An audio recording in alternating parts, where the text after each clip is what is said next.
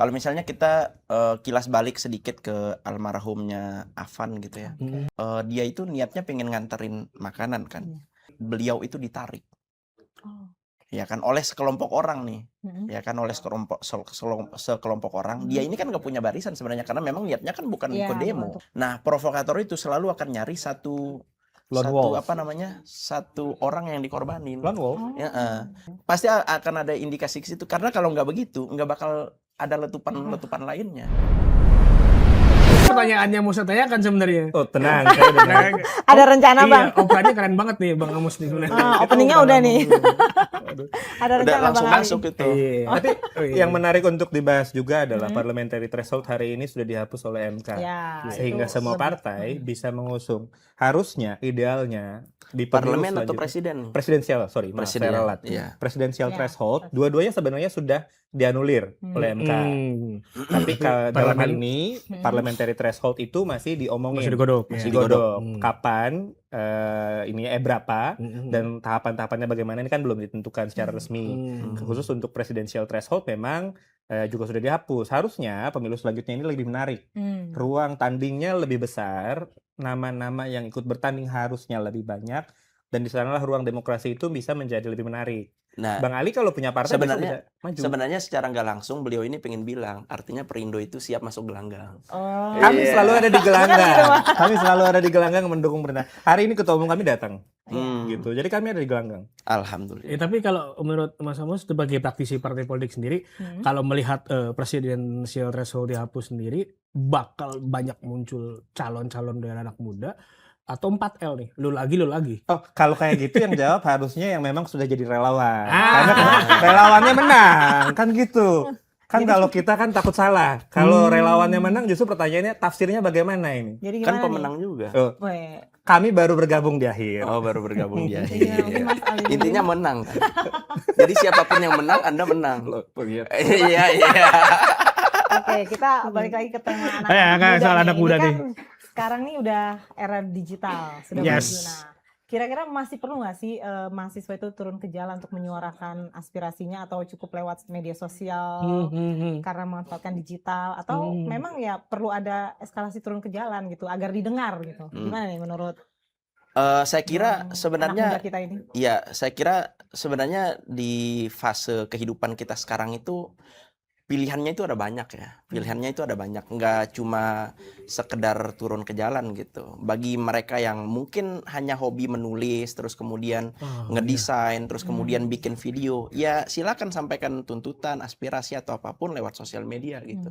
Bagi mereka yang mungkin pengen membangun negeri dengan cara membuka lapangan pekerjaan, silakan dia buka bisnis gitu. Atau misalnya butuh eskalasi yang lebih besar, tapi tanpa misalnya terprovokasi oleh apapun gerakan di jalan, ya silakan dengan turun ke jalan dengan melakukan demo. Bagi saya semua itu adalah hak warga negara untuk menyampaikan aspirasi, menyampaikan tuntutan, menyampaikan apapun yang ingin mereka suarakan gitu. Bagi saya apapun jalannya itu semua sah gitu. Yang paling penting adalah jangan sampai kita ikut-ikutan terprovokasi oleh orang-orang yang punya kepentingan yang lebih besar gitu kan. Kita nggak pernah tahu di jalan itu yang punya kepentingan siapa gitu kan. Apa aja, kalau misalnya kita sebutin aja satu misalnya, pasti akan ada orang-orang yang merasa terganggu dengan kebijakan-kebijakan negara. Contoh kebijakan negara yang paling clear hari ini adalah soal mafia-mafia yang dikejar, misalnya lewat pemanfaatan lahan, terus kemudian mereka yang korup-korup ya kan, pasti nggak bakal diam, pasti akan juga ikut berkepentingan dan mereka akan ikut memprovokasi demo, dan itu fakta yang sering terjadi kok. Asing-asing gitu ada. Jadi menurut Bang Ali ada pihak-pihak tertentu yang melakukan cipta kondisi dalam demo? Saya pikir setiap demo itu pasti ada provokatornya, pasti ada yang melakukan cipta kondisi kok. Cuma bagi saya siapapun yang turun ke jalan, ya, yang hari ini turun ke jalan, itu mereka melakukan demo sesuai dengan apa yang mereka aspirasikan. Tapi di tengah jalan akan ada orang-orang yang memprovokasi. Artinya mahasiswa ini sebenarnya masih murni gerakannya. Menurut saya masih hanya murni. saja ada yang memanfaatkan atau menunggangi. Pasti ada, selalu ada. Kalau misalnya nggak ada, nggak mungkin setiap kali kita demo kita akan teriak hati-hati provokasi, betul nggak? Kan setiap kita aksi itu kan ada teriakan itu, ya kan? Tapi sekarang kalau misalnya teriakan itu udah nggak ada, itu yang patut dipertanyakan kan. Tapi faktanya hari ini masih selalu kok ada teriakan itu. Artinya bagi saya teman-teman yang hari ini turun ke jalan, baik mereka yang mendukung pemerintah, yang menolak pemerintah misalnya, saya yakin itu murni karena gerakan mereka, hasil dari riset mereka. Tapi setelah Aspirasi itu ya, mereka ya. Tapi di balik itu pasti ada yang ada bermain. mungkin bisa disebut provokasi yang sudah turun menurun gitu, kayak yang bilang bahwa kalau demonya adem ayem tuh nggak akan mungkin didengar. Ya gitu, maka minimal bakar ban segala macam untuk dinotis oleh yang penguasa kasar Apa harus itu. seperti itu? Apa harus seperti itu atau kayak gimana? Sebenarnya Enggak demo yang juga. aman-aman aja udah cukup didengar. Enggak gitu. juga. Faktanya waktu kita misalnya demo 4.11 ya di tahun 2016 gitu ya. 4.11 itu kan nggak ada tuh anarkis-anarkis, tapi dinotis juga oleh negara.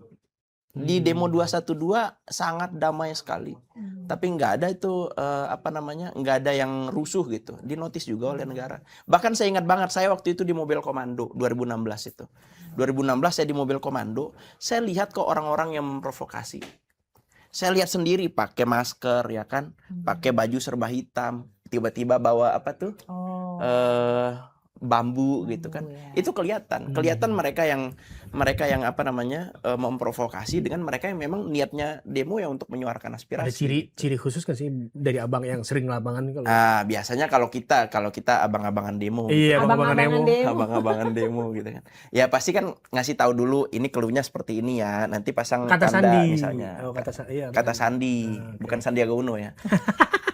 Bang Amos gimana melihat gerakan mahasiswa saat ini?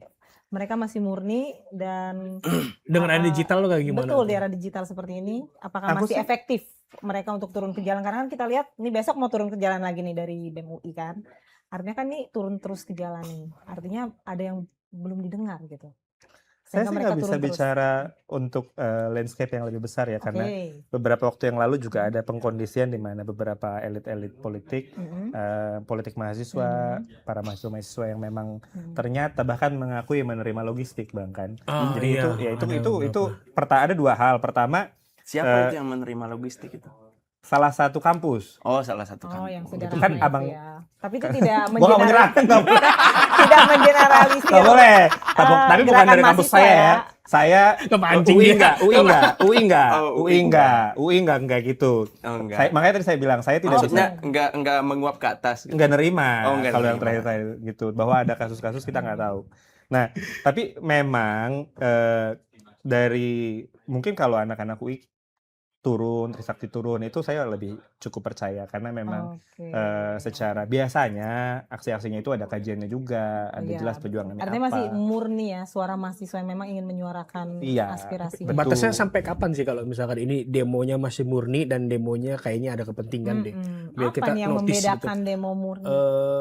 Indikator paling simpelnya apa? Kalau dari 1 tahun terakhir ini kita bisa lihat ketika di Google orangnya misalnya kampusnya ternyata nggak punya BEM. Nggak gitu. ada. Nah itu paling atau pas clear. ditanya ngangong-ngangong gitu kan, Iya, dari kampus mana, gitu. krik gitu. Iya, padahal tiba-tiba ngomong pihak kampus bilang kami nggak punya BEM. Iya, nah itu jelas Ya, gitu kan. artinya mungkin masyarakat juga udah cukup cerdas untuk membedakan ya. Artinya memang kita nggak bisa mengeneralisir bahwa semua gerakan mahasiswa ditunggangi atau bagaimana, tetap mereka istilahnya memang bergerak atas nama masyarakat ya. Kepentingan masyarakat. Kalau Bang Ali, indikatornya apa Bang Ali? Dari abang-abangan demo. Abang-abangan demo. Gimana? Indikator kalau Siapa misalkan sih ada ini demo tuh abang-abangan udah demo belok itu? nih jalannya gitu.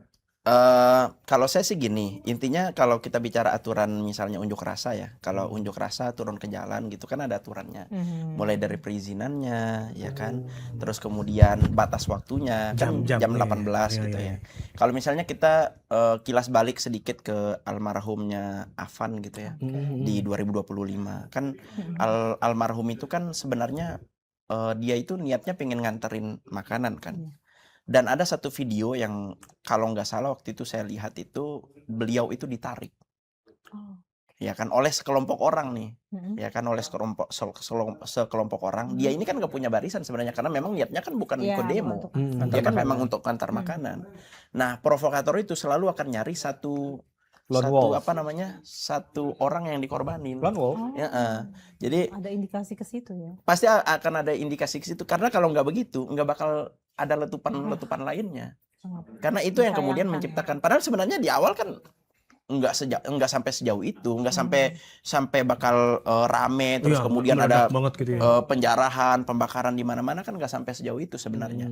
Tapi kemudian dengan adanya Afan ini kan dia kan bukan orang yang bersalah, dia kan bukan orang yang ikutan demo, tapi kemudian ditarik dan nggak sengaja diketabrak sama mobilnya polisi gitu kan. Ya mau nggak mau orang pasti marah gitu. Akhirnya terjadilah demo berjilid-jilid sampai ke berbagai kota, terus kemudian terjadi pembakaran gedung-gedung, perusakan fasilitas umum, terus kemudian penjarahan ke beberapa petinggi negara misalnya. Itu kan sebenarnya dari letupan-letupan kecil yang terjadi di DPR, yang terjadi dilakukan oleh anggota DPR dan lain sebagainya, sampai puncaknya di Afan itu. Sebenarnya keluhnya itu sama kok. Ketika misalnya waktunya sudah lewat ya, sebenarnya kalau teman-teman mahasiswa waktu itu kan udah pulang mayoritas. Oke. Gitu. Kita ini Gak sempet baca? Dengerin aja, klik icon text to speech di okezone.com.